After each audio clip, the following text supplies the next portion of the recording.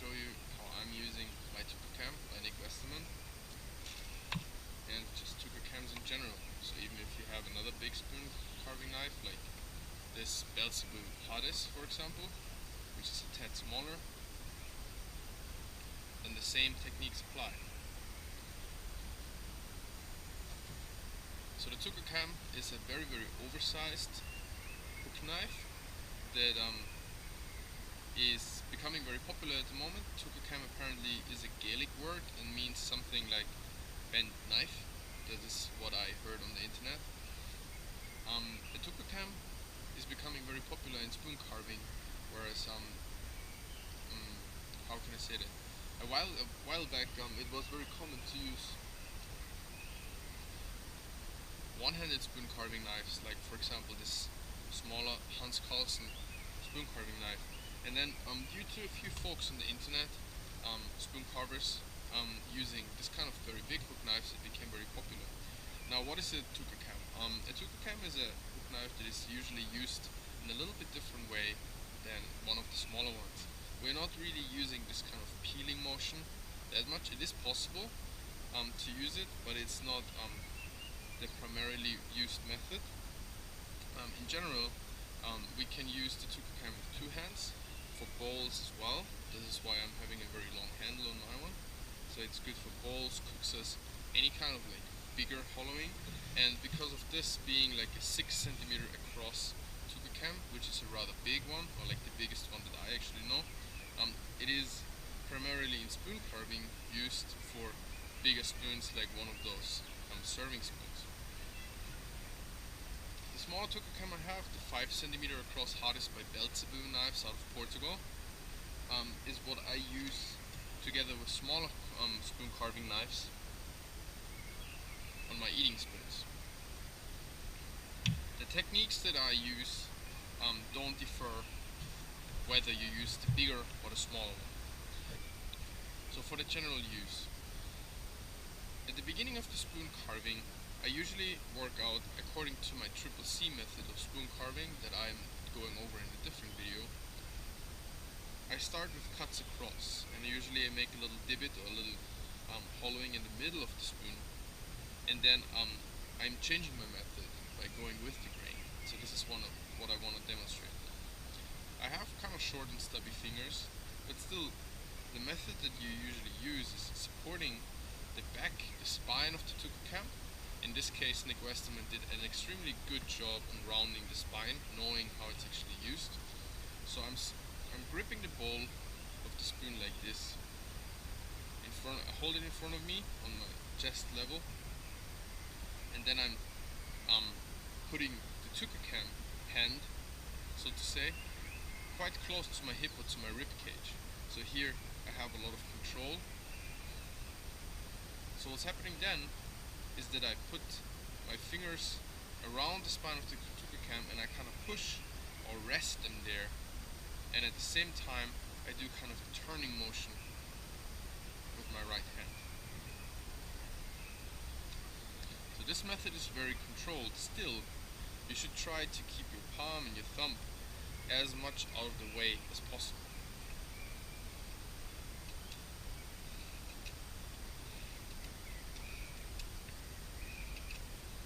So this is just for the initial hollowing in the middle of the spoon. And I'm using not only the middle part of the curve, but also the back, the rather like spine side, or like the tang side of this Twcacam, and sometimes also that part in the front, especially if I'm hollowing bowls and cookses. This part here in front comes in very handy when I'm doing the rounding. Okay, so I'm not only holding the spoon that way, but I also turn it around in my hand this way, so I can come in from the other side. Due to the convex grind that Nick Westerman puts on this one, that goes all the way from the spine to the edge, the Twcacam comes very nicely in and out of the cut. So by just turning the knife, it automatically swoops out of the knife, of the wood, instead of digging in further, which would happen with a Scandi or straight grind.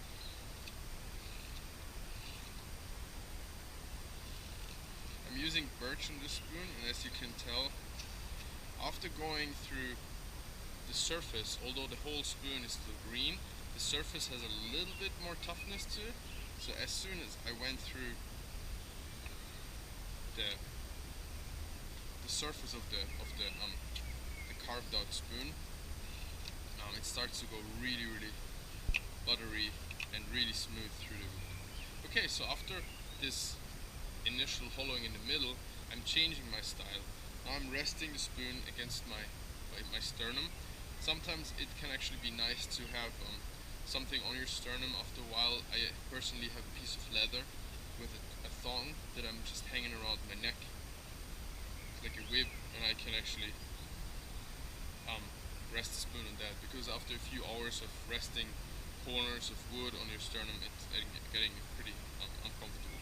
So I'm resting it here, and again I'm holding the spoon in the palm of my hand, and I'm pushing with the grain of the wood, the Twcacam, downwards towards the deepest intended point of the spoon bowl.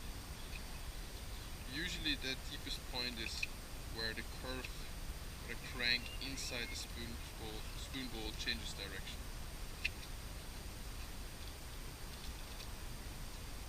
What you see me doing as well, I'm not only doing this kind of scooping motion, but I'm also doing some kind of lever motion here, like a swoop.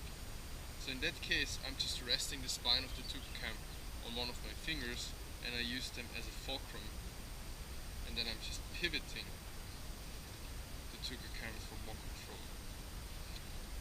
And by doing that, I'm actually leaving no marks at all. So now I came in from one side, from the tip of the spoon bowl, and now I'm changing the direction. And what I'm doing now very often is I actually bring up my leg, my chair sinks in and I'm falling over, and I bring up my leg and I'm actually resting the handle of the spoon in my knee pit. It looks a little bit funny, but it actually gives me a lot more control. Now I'm doing the same kind of motion from the other side, resting the spoon against my knee and in my hand, in the palm of my hand, supporting it with the fingers of my left hand, and scooping down towards the deepest part of my spoon bowl. That way I'm just coming in from the other side, and the grain of the wood and the cuts meet in the middle.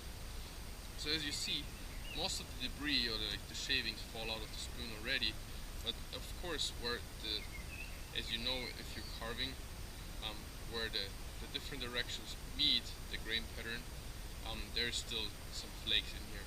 So what I'm doing now is I change my method again to cross cut, and I'm just swooping with cross cuts, taking the debris out. And this now is actually the point where the size of your Twcacam matters especially. Because if it's too big, then the Twcacam doesn't fit anymore at this point into the radius of your spoon bowl, and you're getting stuck and you're taking out parts of the rim and all kind of parts that you actually want to leave in the spoon bowl.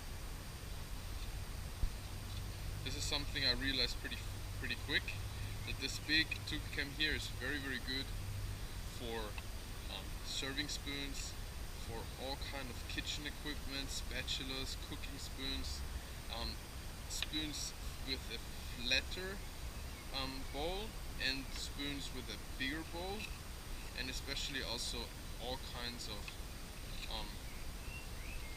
bowls, kuksas, and other terrain. But it is definitely too big for anything like eating spoons and smaller eating spoons, of course, like teaspoons, stuff like that. So now I'm talking about the 6 centimeter version, of course. So yeah, Actually, at this point, I'm not really supposed um, to finish the spoon bowl already, because at this point the spoon is still very wet, and I usually just have it cure and rest for a few days before I do all the finishing cuts and everything. You see, it's very smooth now. We have a nice asymmetric curve in here, steeper in the back, shallow in the front. Makes for a very nice feel, especially for eating spoons. This would be a very nice, comfortable mouth feel. At the same time, we also have enough depth for liquids and stuff, but at the same time, as this is a serving spoon, it's very nice for all kind of stuff, like from peas all the way to rice. Yeah, the Twcacam leaves an amazing finish, and it makes very quick work of any kind of bowl, spoon bowl, or anything else. So yeah, I hope you could learn something, and the Twcacam is not as much myth anymore to you.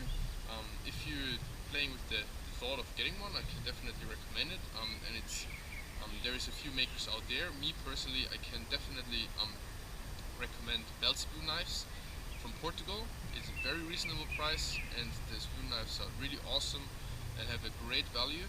And of course, I can also recommend Nick Westerman, who makes amazing tools, a little bit more pricey, but definitely a whole different level of forged knives, hook knives, Twcacams, and axes. So thank you for watching today. If you have some questions, please write them below in the description box. Yeah, and I would be happy about a thumbs up and a description to my channel. Thank you very much, and see you then.